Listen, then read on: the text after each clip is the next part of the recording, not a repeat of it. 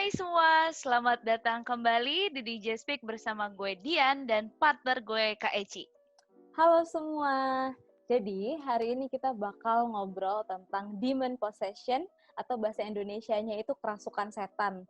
Dimana nih akhir-akhir ini kayaknya lagi booming banget. Kalau misalkan di YouTube tuh kalau ada acara-acara kerasukan setan tuh pasti views-nya langsung tinggi gitu, booming. Langsung lebih Jadi, banyak ya.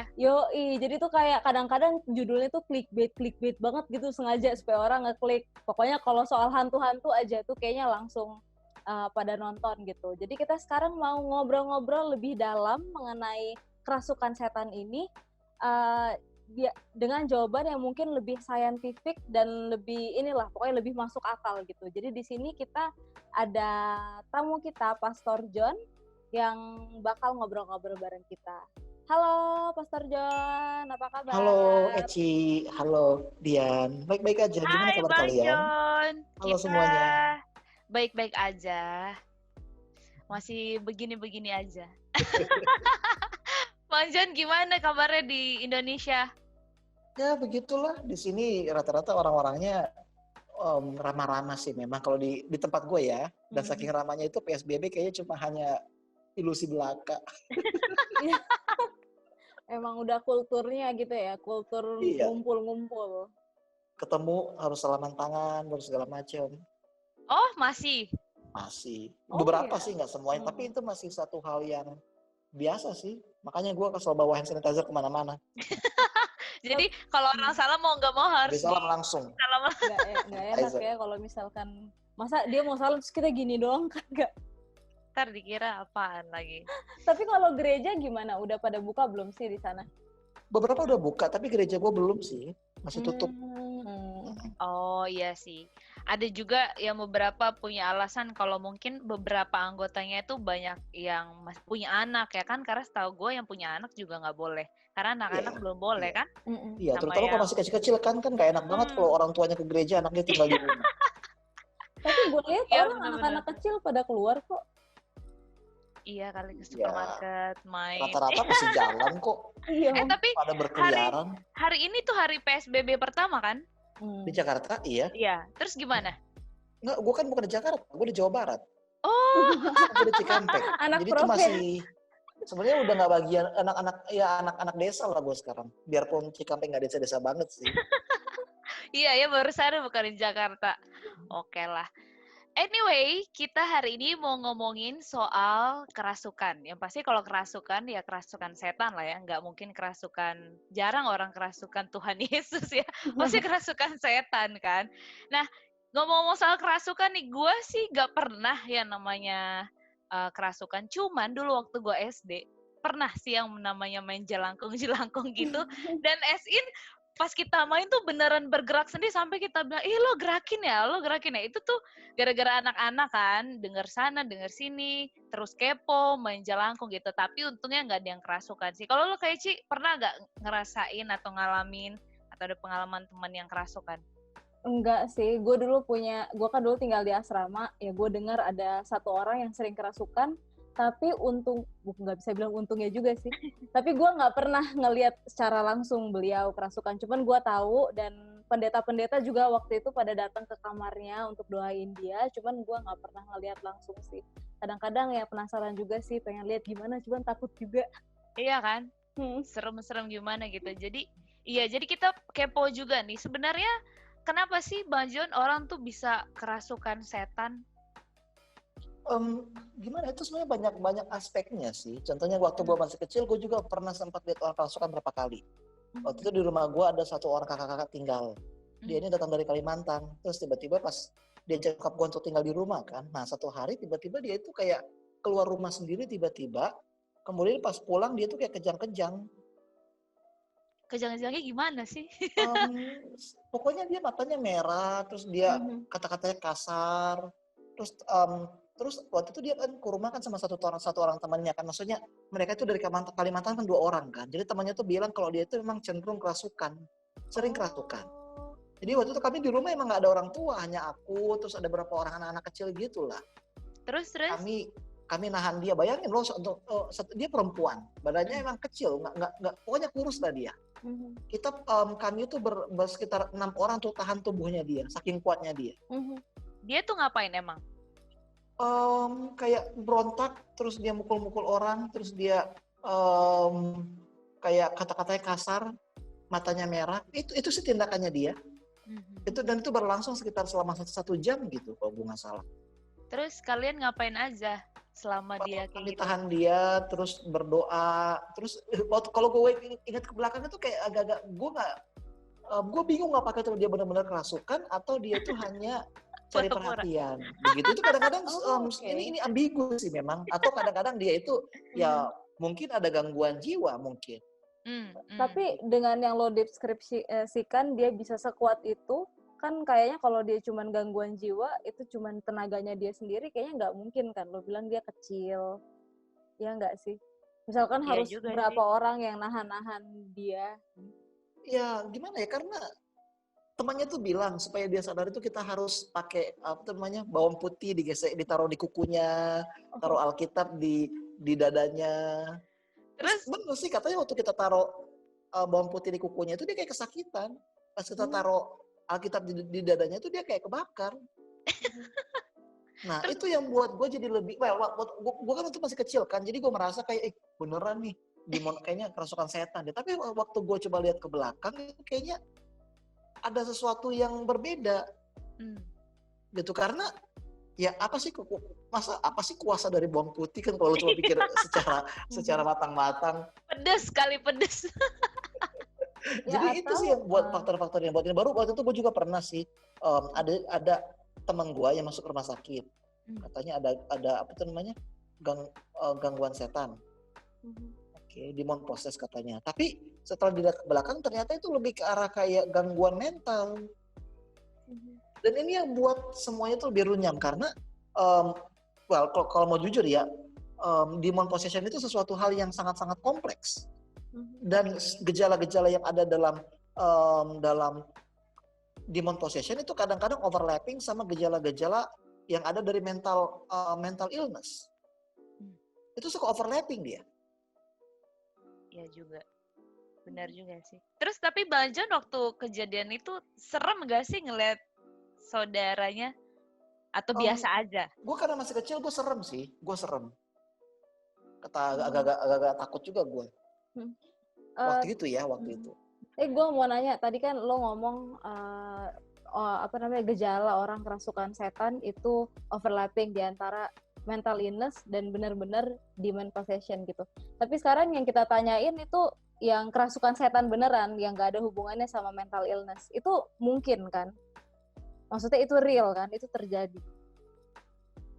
Itu mungkin juga itu real memang. Kerasukan setan itu adalah satu hal yang nyata dan itu terjadi dalam kehidupan kita. Kalau kita lihat secara alkitabiah ada kok kayak gejala-gejala yang ditunjukkan kayak perilaku agresif, kecenderungan untuk menyakiti diri sendiri, terus dia nggak bisa berkomunikasi dengan jelas, baru dia juga nggak bisa mendengar suara orang lain, kayak dia lebih cenderung untuk cuekin orang lain. Oke. Terus beberapa orang juga berkata kalau orang yang kerasukan setan itu tenaganya kuat luar biasa. Terus dia bilang juga dia bisa mengucapkan hal-hal yang dia tidak tahu. Iya, bahasa lain. Bahasa lain ya. Bahasa lain juga dia bisa. Tapi kalau kita bicara secara alkitabiah itu ada di Alkitab. Iya, betul. Sampai setannya itu dimasukkan atau dilempar ke babi kan? Dia dilempar ke babi yang di Gadara itu. Nah, tapi yang mau gue coba ini lagi ya, gue coba tekankan bahwa demon possession itu nggak selamanya mempunyai karakteristik seperti ini. Oke, contohnya kalau lihat Yudas, coba lu buka di dalam Yohanes 13 ayat 27. Nah, gue baca langsung di sini ya. Dan sesudah Yudas menerima roti itu, ia kerasukan iblis. Maka Yesus berkata kepadanya, apa yang hendak kau perbuat, perbuatlah dengan segera. Jadi ini dalam konteks perjamuan kudus. Oke. Jadi kan Yudas kan udah punya rencana untuk mengkhianati Yesus kan. Tapi yang kemudian terjadi adalah ayat ini berkata, Yudas kerasukan iblis. Dan iblis itulah yang membuat Yudas, yang memastikan Yudas untuk mengkhianati Yesus. Oke. Jadi dia perilakunya Yudas itu tidak sesuai dengan gejala-gejala yang ada tadi. Iya. Oke. Jadi kayak Dan biasa memang aja ya. kayak biasa aja. Terus salah satu lagi tokoh namanya Saul. Oke, jadi seringkali Saul itu dirasuki oleh roh jahat. Dan gejala-gejala yang muncul waktu Saul itu dirasuki oleh roh jahat adalah dia tidak merasa tenang. Marah-marah terus, mudah emosi. Jadi gimana kalau Jangan-jangan orang gue mudah kerasukan emosi lagi, itu gue sering marah-marah. ya ada gejala kalau dia itu kerasukan iblis juga sih. Jadi kerasukan iblis kalau menurut Alkitab itu bisa dua hal ya. Pertama itu adalah yang ekstrimnya. Oke, kayak benar-benar extreme behavior, dia mengucilkan diri, dia marah-marah, baru yang kita tahu lah gimana orang kerasukan kan. Tapi yang kedua bisa juga itu lebih subtle, lebih lembut.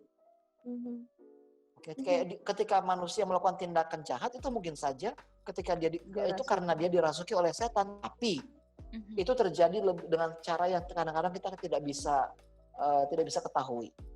Begitu. Tapi untuk sekarang ini apakah memang yang ekstrim itu lebih banyak daripada yang nggak ekstrim? Iya nggak sih? Justru yang nggak ekstrim itu lebih banyak kalau menurut gua. Oh gitu ya? Kalau Atau menurut mungkin gua ya, kita nggak menyadari aja kali. kadang-kadang kita nggak menyadari aja. Contohnya kalau udah ada orang berantem di gereja, itu mungkin udah kerasukan. Oh gitu ya? Mungkin kalau kita udah nggak bisa mengontrol diri kita lagi, itu kita kayak mungkin kita kerasukan kali ya. Jadi kita marah, Ya, sudah dikendalikan. Itu kayak kita seperti dikendalikan oleh setan. Oh iya, ya udah termasuk kerasukan ya. Bisa juga sih jadi, tapi inilah definisi yang jarang kita bicarain. Iya. Kita selalu ngelihat ekstrimnya kayak orang mengisolasi diri, terus pakai bahasa-bahasa yang ya kayak di film-film lah. Iya. Di Danur, naik apa? Danur. Ya, gitu lah. Terus aku mau nanya nih Bang John, kenapa sih orang kenapa bisa ada orang yang lebih punya tendensi untuk kerasukan? Kalau kita bicara mengenai kerasukan dan orang yang punya tendensi ya, satu orang dia ada buat studi lah di Afrika. Jadi ada satu negara itu di mana perempuan itu sering banget dia kerasukan. Oh. Terus dia teliti. Nah, penemuannya dia adalah ternyata kerasukan itu adalah cara bagi mereka untuk diperhatikan. Perempuan-perempuan di desa ini tuh diopres sama laki-laki. Banyak kerjaannya. Mereka nggak dihargai. Jadi untuk mendapat perhatian maka kerasukan. Tapi itu mereka kerasukan beneran atau mereka itu satu teori, itu satu teori ya. Gue nggak bilang itu benar. Tapi itu satu teori. Oke.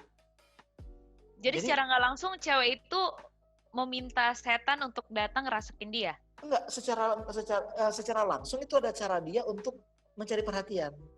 Berarti dia melakukan itu consciously dong? Consciously. Nah, gue nggak bilang bahwa ini selalu terjadi ya. Tapi kalau lo pikir secara logika, ya gimana kalau lo kerasukan terus lo bertingkah? Orang kan pasti perhatiin lo kan? Pasti. Itu bisa juga jadi satu elemen. Oke. Tapi di satu sisi lain, kenapa orang ada kerasukan? Ya karena kita kasih ruang untuk setan. Ini kalau kita berbicara tentang real case ya, tentang kasus asli, karena kita kasih ruang sama setan.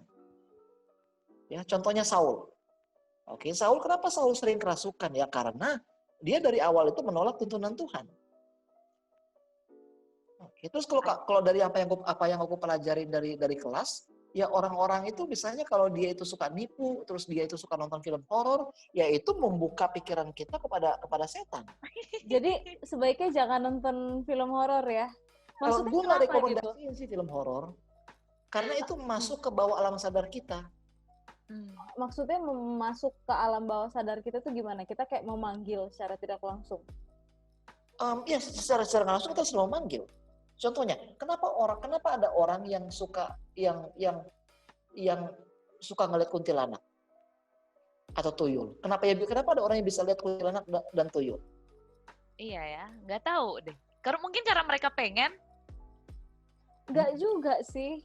Kalau misalkan mereka gimana ya gue bilang? Nih misalkan nih gue nih mau share aja ya. Kalau misalnya orang-orang zaman dulu nih bilanglah kayak nyokap gue. Ya, nyokap gue kan dari dulu dia udah beriman lah gitu dari dia kecil. Tapi di kampung-kampung itu memang katanya sih zaman dulu katanya lebih banyak setan gitu, dan dia sering lihat tiba-tiba ada kaki lah jalan, cuman kaki doang, tiba-tiba dia ngelihat mata besar lah gitu. Tapi kan itu bukan berarti dia emang, dan itu bukan terjadi cuma sama dia, tapi itu juga terjadi dengan kakak-kakaknya dan juga adik-adiknya gitu. Jadi gue juga nggak bisa bilang kalau dia yang pengen ngelihat itu, karena dia nggak pengen lihat itu, cuman dia itu terjadi aja di kehidupan mereka sehari-hari. Itu gimana dong? Nah Itu kan kalau dia gue nggak bilang punya sih itu pilihan. karena memang asumsi itu sudah dibangun di bawah alam sadar mengenai tuyul dan juga setan, baru kuntilanak, genderuwo itu sudah ada di bawah alam sadar. Oke, dan memang ada beberapa trigger-trigger yang membuat beberapa orang itu lebih sensitif kepada makhluk-makhluk halus ini. Oke, gue nggak bilang bahwa genderuwo itu ada ya, tapi karena kadang-kadang persepsi itu sudah muncul, jadi pelan-pelan itu jadi kenyataan. Nah, percaya deh, kan kampung nyokap itu memang mistis kan? Dulu sih, sekarang sih Dulu. enggak. Nah, itu makanya penampakan-penampakan itu ada. Karena Mhm. kampung itu udah kasih ruang dan ruang ruang yang kosong untuk setan. Jadi setan itu bisa masuk. Benar juga ya. Begitu. Nah, kalau lu main jelangkung, ya otomatis secara gak langsung udah entertain setan untuk masuk dalam kehidupan. Iya. Tapi itu beneran tahu bisa jalan tuh kita Iyalah. sampai kaget tau enggak? Untung enggak Untung datang nggak ke rumah lu. kerasukan. Untung enggak Itu datang. gue inget banget masih kelas 3 SD gitu kan. Gara-gara dulu zaman dulu ada hits banget film Di Sini Ada Setan. Pasti pada tahu kan. Iya, Enggak di sini tahu, ada gue Nah, setan. lupa gue. itu mereka main jalangkung gitu kan. Terus kita jadi kayak kepo gitu lah. Tapi untungnya sih nggak ada yang kerasukan. Jadi sebenarnya Bang John kalau sampai ada orang yang lebih tendensi untuk kerasukan itu karena ada ruang untuk si setan itu masuk. Jadi kita sebaiknya nggak nonton film horor ya. Jangan kasih ruang lah kalau gue bilang. Ya, kalaupun kalian suka nonton film horor ya dibatasi, jangan terlalu sering. Carilah horor-horor yang bermanfaat memang. Tapi memang gue juga pernah dengar di salah satu kampus kita ada yang pernah kerasukan setelah mereka nonton film horor. Iya sih, Ya nggak benar. sih? Iya kan? Mereka nonton film horor di bioskop, pulang-pulang ada yang kena dan itu nggak cuma satu orang gitu, ada beberapa gitu kan. Tapi lucunya ada juga yang nggak kena, sama-sama nonton padahal. Nah memang Jadi, sih yang kenapa, Ci? oh iya, jadi gue nerusin pertanyaannya Dian gitu. Jadi kenapa gitu? Kenapa setan ini kayak memilih orang yang mana yang bisa gue rasukin gitu? Kenapa seperti itu? Padahal misalkan sama-sama istilahnya sama-sama manggil lah gitu. Cuman kenapa dia cuman suka ngerasukinnya significant people gitu? Kenapa dia milih-milih orang? Karena memang dia nggak bisa masuk ke orang yang maksudnya dia nggak bisa masuk ke orang yang nggak percaya, nggak bisa dia, Oh, ya nggak bisa. Jadi Karena memang nggak ada space. Jadi apakah maksud lo jadi mereka itu cuman setan itu cuman masukin orang yang percaya? Iya, benar juga iya. sih. Orang yang kasih ruang. Sama aja sih sebenarnya kalau kita percaya sama Tuhan Yesus ya Tuhan masuk ke dalam. Tapi kalau kita nggak percaya, ya nggak Jadi sih? gini ya, banyak dari kita merasa bahwa kalau kita percaya sama Tuhan Yesus itu kita nggak akan kerasukan setan. Oke, itu betul. Ini yang salah. Kenapa? Karena kadang-kadang kepercayaan antara hantu dan Yesus itu suka ada berdampingan. Ingat, spiritisme itu ada di semua budaya. Di semua budaya itu ada. Mau lo orang Manado, orang Batak, orang Jawa, orang Ambon itu ada spiritisme itu. Dan kalau kita kasih ruang, dia pasti masuk. Dan setan itu selalu mencari celah di mana dia bisa bekerja. Itu sih kalau dari yang gue pelajarin ya. Dan gue mau tekankan lagi bahwa kerasukan itu contagious loh, itu menular. Iya benar. Karena banyak kerasukan massal, misalnya yang satu udah kerasukan tiba-tiba. Unik ya. Tuh, kalau dia kalau dia apa sih maksudnya? Ia merembet. Apakah itu karena orang yang kena itu juga karena dia memberikan ruang, Bang? Iya. Oh, oke. Lucu ya. Kalau memang dia nggak percaya sama kayak gituan, dia nggak akan kena. Tetapi karena dia percaya, karena udah ada di bawah alam sadarnya mengenai setan dan segala macam itu, di situ setan bisa gunakan cara. Iya juga sih. Terus ini nih gue mau nanya nih, karena kan gue sering nonton film, gue suka sih nonton film-film kayak Exorcist gitu, Exorcist. Menurut gue itu sangat menarik dan itu real. Kadang-kadang itu Emang kayak lu nggak based. takut, Kak? Gue kalau nonton bareng teman-teman enggak sih. Paling nanti takutnya malam-malam. Cuman kalau malam gue ketakutan biasanya gue tidur bareng kakak gue. Ya, di situ gue suka. Jadi kalau menurut gue kalau misalnya mau nonton film horor ya yang kayak Exorcist gitulah, karena itu biasanya itu based on true story mereka ceritainnya. Dan di situ biasanya pastornya ini bakal jadi kan kalau orang Katolik kalau nggak salah mereka tuh punya pastor yang kayak specialized in exorcism, bener nggak gue? Iya. Jadi caranya pendeta itu salah satunya itu memanggil nama setannya. Jadi kan setan itu punya banyak nama nih. Jadi dia panggil misalnya namanya Lucifer. Jarang sih yang rasukin Lucifer karena itu kayaknya udah Itu level tinggi ya. Senior banget gitu. Jadi biasanya pastor itu bakal bilang, tell me your name. Akhirnya sampai dikasih tahu namanya barulah setan itu bisa keluar gitu. Jadi kalau menurut lo itu bener nggak sih kayak gitu? Kalau kita bicara dari pandangan misiologis, ada banyak teori mengenai ini. Beberapa orang berkata bahwa itu kita harus mengusir setan lewat cari tahu namanya. Jadi kita harus ajak ngobrol segala macam, barulah kita usir. Tapi kalau kita lihat contohnya Yesus, hanya sekali aja ditanya nama, yaitu di Gerasa. Yang ditanya siapakah nama kamu? Legion, karena kami banyak. Tapi lainnya dia nggak pernah tanya nama, dia langsung usir. Oke, jadi kalau menurut gue sih, itu pointless soal nama. Ya terus kalau lo tahu namanya kenapa coba? Mau lo buatin sertifikat? Thank you Register setan. Lo mau buat list nama-nama setan yang udah lo usir? Kan nggak make sense. Thank you for the service. Dan memang film-film itu memang kayak mengarah ke selalu kayak gitu sih, ditanya namanya, ditanya latar belakangnya. Emangnya lamar kerja? Oh berarti nggak ada, Kak. Terus menurut lo itu ada scientific reason-nya nggak kenapa mereka harus nanyain nama? Yang dari yang Yesus buat itu di Gerasa atau Gadara, ya itulah. Karena itu, jadi mereka beranggapan kalau Yesus itu tanya nama, maka kita juga harus tanya nama. Sedangkan praktek ini tuh hanya dilakukan sekali oleh Yesus, lainnya nggak pernah. Waktu itu Yesus kenapa menanyakan nama? Waduh, gue belum meneliti tentang itu sih. Oke. Tapi yang jelas cuma sekali itu, hanya one time event. Begitu. Jadi di peristiwa Tuhan Yesus ngusir setan, ada di mana dia nggak panggil nama? Biasanya enggak. Ada, banyak. Kebanyakan dia nggak panggil nama, dia langsung ngusir. Terus kita sebagai manusia awam nih, misalkan ada orang di dekat gue kerasukan setan, kan gue bukan pendeta nih, jadi gue nggak tahu itu gimana ya kira-kira gue harus menanggulanginya. Oke, kalau ada orang dekat lo kerasukan setan, oke. Lo tanya sama diri lo dulu, lo kuat atau enggak? Nah, kalau nggak kuat, kalau banyak orang bisa lo mundur karena memang lo belum merasa nggak kuat. Tapi kalau cuma lo doang, lu masuk ke kamar, berdoa dulu, akuin semua dosa, baru. Ini kuat dalam hal apa nih Bang maksudnya? Secara iman dan kerohanian. Maksudnya nggak ada semua dosa-dosa lo udah lu akuin di depan Tuhan, dan hubungan lo sama Tuhan itu dekat. Karena kita itu kalau kita bicara secara kitabiah ya, kita hanya bisa mengusir setan pakai nama Yesus. Ya, right. Dan kalau gue nggak percaya Yesus, misalnya gue kayak masih ada. Iya, berarti bukan tempat lo untuk mengusir dia. Bang John sendiri pernah nggak sih ngusir setan? Gak pernah gue. Gak pernah? Gak pernah. Hanya yang waktu masih kecil gue itu, tapi gue gak tahu itu. Waktu itu kami sempat doa juga sih, doa nyanyi-nyanyi begitu. Terus kalau misalnya keluar sih setannya, tapi waktu itu bukan gue pribadi.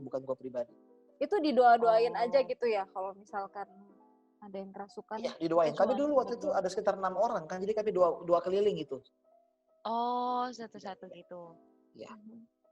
Beberapa orang sambil nyanyi. Jadi setiap denominasi itu punya cara-cara sendiri.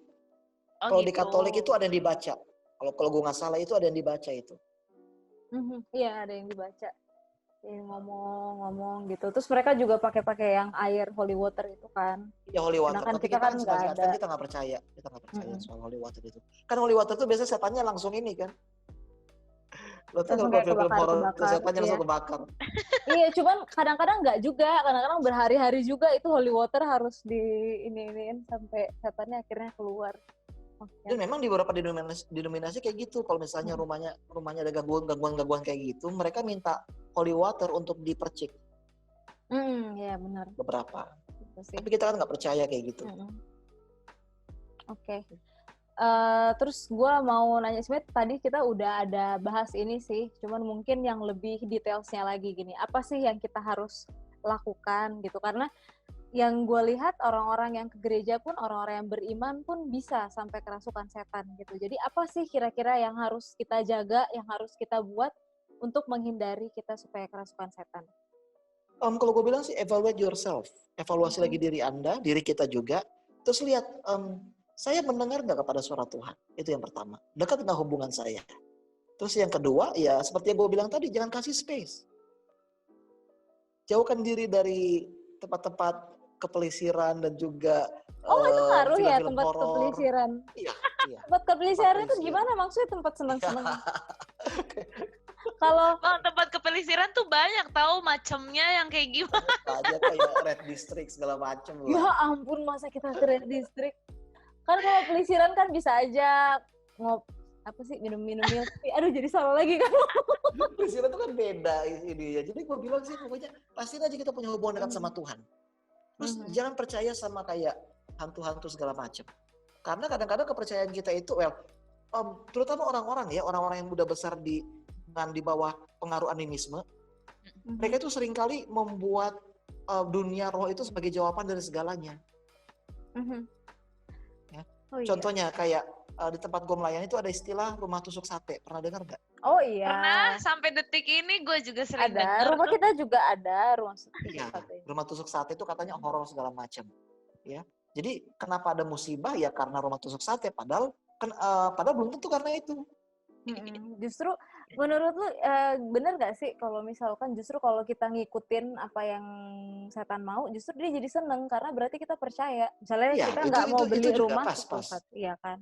Nah sama seperti yang gue dengar sebenarnya sampai sekarang sih, gue mikir kayak gitu. Jadi katanya kalau rumah itu terlalu kotor, biasanya setan itu dateng gitu. Jadinya makanya orang-orang biasanya bersihin rumahnya atau biarkan ada sinar matahari yang masuk ke rumahnya. Karena katanya malah jadi datengin gitu. Tapi menurut gua, kalau misalnya kita mempercayai hal tersebut, bener sih kita harus bersihin rumah, juga bukan berarti kita bersihin cuma gara-gara kita takut setan gitu. Menurut gua, kalau misalkan kita melakukan itu supaya demi setan nggak datang ke rumah kita, menurut gua malah itu adalah sebuah kemenangan bagi setan. Iya nggak sih? Karena kita percaya. Karena percaya. Nah, jadi memang banyak sih hal kayak gini yang bisa kalian bahas. Contohnya kayak waktu itu kan istri gue kan mau melahirkan kan. Dia bilang, Pak Pendeta nanti hari-harinya mau diapain rencananya? Emang ada pilihan mau diapain? Jadi itu ditanam. Dikubur. Oh iya. Jadi baru taruh lampu, baru ada kayak itu-itunya. Kok lampu? Beberapa malah hari-hari itu kayak disimpan di rumah. Katanya bisa jadi obat. Jadi kata mereka itu, jadi kalau hari-hari itu bisa pokoknya ada pengaruhnya sama dunia mistis. Kenapa ini terjadi? Ya karena orang-orang cenderung mencari jawaban di dunia mistis. Benar. Itu kecenderungan kita sebagai manusia. Mungkin kalian bisa bilang, gue enggak kok karena kalian tuh udah besar di pendidikan barat. Tapi kalau orang-orang yang tinggal di desa dan juga di Indonesia itu cenderung mistis mereka. Banyak kepercayaan-percayaan gitu. Terus gue jadi mikir juga nih, kalau misalkan katanya kalau misalkan kita ngelewatin kuburan atau apa, kan orang harus bilang excuse me, permisi gitu. Itu gimana? Menurut gue itu ya sopan sih, cuman gimana ya? Oh, menurut gue itu nonsense, tau nggak? Untuk apa bilang permisi sama orang yang udah meninggal? Mereka nggak tahu apa-apa. Katanya harus bilang permisi, karena kalau misalkan enggak nanti ngikutin kita gitu, ininya rohnya kayak gitu. Cuman gue nggak tahu, tapi takut juga sih gue gara-gara orang pada bilang permisi, ya udah gue ikutan. Gue nggak pernah bilang permisi, gue bodo amat sih. Jadi sekarang trennya gini ya, setiap kali gue lagi kasih Bible study kan, gue selalu tanya sama murid-murid gue, lu percaya nggak sama setan? Sama hantu? Itu gue percaya. Gue tanya, Lo percaya nggak sama hantu sama kuntilanak? Enggak, Pape. Tapi takut nggak? Takut. Kenapa kayak gimana gitu kayak. Gue juga takut. Tetap aja gue takut. Tapi kalau gue percaya sih, ada aja. Iya ada. Tapi Iya kan? Nah, mungkin lebih salahnya itu kalau kita takut sebenarnya. Kesalahannya ada itu kalau kita takut. Nah, beberapa penjelasan itu sebenarnya bagus sih, contohnya kayak setan itu suka tinggal di rumah kotor. Ya sebenarnya kalau lo sakit itu bukan karena setannya, tapi karena emang rumah lo kotor. Iya. Kan gitu. Banyak bakteri. Kayak rumah tusuk sate itu nggak sehat ya karena memang udara itu kan debu itu langsung tanpa masuk ke rumah kan. Jadi lebih saintifik ya. Ada penjelasan saintifik yang kita nggak bisa yang bisa dijelaskan sebenarnya, tapi karena kita cenderung mistis jadi rata-rata itu kita pengen cari shortcut biasanya. Iya, cuman gue pernah loh mengalami hal-hal tersebut padahal gue sama sekali pada saat itu tuh pikiran gue tuh lagi positif banget gitu. Gue sama sekali nggak ada abis nonton hantu, abis nonton film setan atau bisa apa. Jadi gue waktu itu tiduran di kamar teman gue. Nah, tapi teman gue juga emang orangnya agak-agak mistis sih. Nggak bisa ada gue. Jadi gue lagi tiduran kayak gitu, gue tiduran di depan kayak gini. Nah, terus gue kayak ngerasa ada orang kan spring bed. Gue ngerasa di belakang gue tuh kayak ada yang duduk. Nah, terus gue ngeliat ke belakang nggak ada. Terus gue gini lagi. Terus tiba-tiba ada yang kayak ada orang yang duduk lagi gitu, dek gitu terasa. Terus gue liat nggak ada. Cuma itu siang-siang dan di luar banyak orang. Jadi gue kayak nggak ngerasa takut sih. Cuman gue sampai sekarang tuh kayak nggak ngerasa ada penjelasan saintifik tentang itu gitu. Dan gue di situ gue tahu itu pasti setan, itu nggak mungkin nggak setan. Nah, ya gue juga mau tekanin lagi sih. Ya itu setan memang, tapi bukan hantu. Iya, benar-benar. Oke. Beda. Itu beda. Mm-hmm. Setan itu memang bisa ganggu kita kok, di mana-mana tuh bisa. Mm-hmm. Ya. Tapi kalau hantu, roh orang mati itu enggak. Terus, Ya, Bang John, aku jadi kepo, orang-orang yang bisa ngelihat hantu, itu maksudnya gimana ya? Apakah Kayaknya mereka... itu harus special episode deh. Iya kan? Panjangnya. Maksud aku, bisa Udah, ada orang ini yang ngeliat hantu ada dan part segala 2 nih kayaknya. macem. Kita nanti next time bahasnya indigo lah, anak indigo. Oh, boleh. Jadi, iya. Jadi nanti part yang selanjutnya mungkin kita bakal ngomongin tentang orang-orang yang bisa ngelihat makhluk-makhluk halus lagi. Iya. Ya. Oke, boleh. Betul. Itu bakalan seru. Oke nih. Jadi kita pembicaraan kita kayaknya udah kemana-mana ya. Padahal tadi kita cuma ngomong soal kerasukan setan doang. Oke lah. Tunggu dulu, kalau gitu apa nih pesan Bang John nih buat orang-orang di luar sana? Well, pesan gue sih kepada orang-orang muda, ya jangan terlalu sering nonton film-film horor. Jadi setan itu gampang masuk kalau kita nonton film horor. Itu gampang banget dia masuk. Walaupun nonton film horornya rame-rame gitu, rame-rame 10 orang. Tetap aja. Ngaruh ya. Tetap aja. Gimana ngaruh. dong? Okay. Mendingan nonton kayak drama ya. Jadi terus dekatkan diri sama Tuhan supaya kita tidak dirasuki oleh setan. Gue juga mau tekankan sih bahwa dirasuki setan itu nggak selamanya bersifat yang agresif Extreme, banget, nggak. Itu kadang-kadang kerasukan setan itu bisa juga pasif. Yang tadi gue cerita itu kan. Hati-hati. Kalau Anda sering marah-marah di jemaat. Tuh kalau sampai di jemaat sampai berantem pukul-pukulan udah kerasukan dong itu ya. Kerasukan itu. Sampai lempar-lempar bangku kan. Itu udah kerasukan, serius gue. Iya, serius. Bener-bener. Tapi itu sering terjadi tahu kayak gitu. Berarti setan pun bisa merasuki di dalam gereja ya? Bisa. Terutama kalau lagi majelis. Lol. Terutama kalau udah lapar. Kalau udah lapar langsung kerasukan nih kayaknya. Oke lah. Kalau gitu terima kasih banyak buat Bang John sudah hadir. Sama-sama, makasih udah diundang. Iya, jadi narasumber kita. Terima kasih juga buat teman-teman DJ Speak yang udah setia untuk melihat, mendengar menonton podcast kita. Betul. Oke, kalau gitu sampai jumpa di episode berikutnya. Bye-bye. Dadah. Terima kasih sudah mendengarkan episode DJ Speak kali ini. Buat kamu-kamu yang mau berbagi cerita ataupun pengalaman yang mungkin bisa menginspirasi para pendengar, bisa langsung email kita ke djspeak@gmail.com atau DM kita di Instagram DJ Speak. Jangan lupa untuk like dan subscribe YouTube kita ya. Kalian juga bisa dengerin kita di Spotify dan Anchor. Sampai jumpa di episode selanjutnya.